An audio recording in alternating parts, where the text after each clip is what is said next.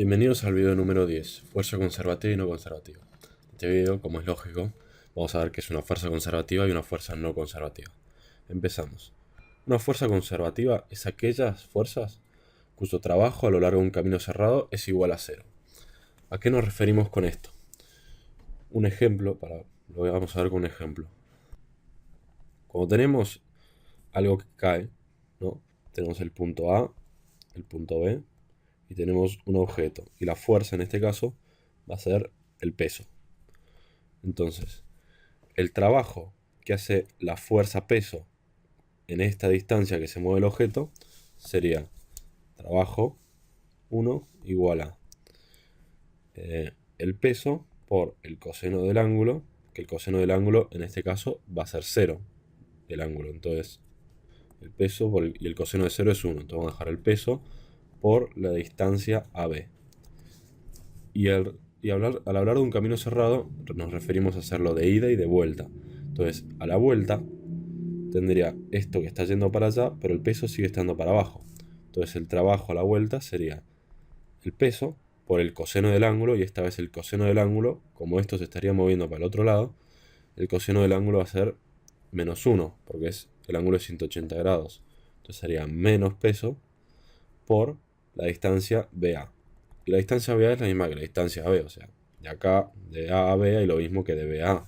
Entonces esto lo escribimos como AB. Y eso sería el trabajo que hace la fuerza peso cuando la pelota va y cuando el objeto vuelve.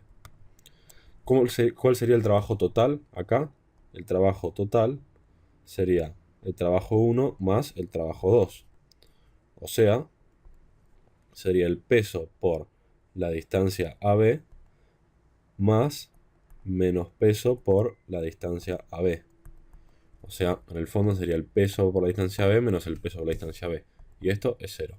Entonces el trabajo que hace el peso en este camino cerrado equivale a 0. Por eso es una fuerza conservativa. ¿Entienden? Entonces son fuerzas que en un camino cerrado el trabajo que hacen es 0. Después ya las van a poder identificar más fácil.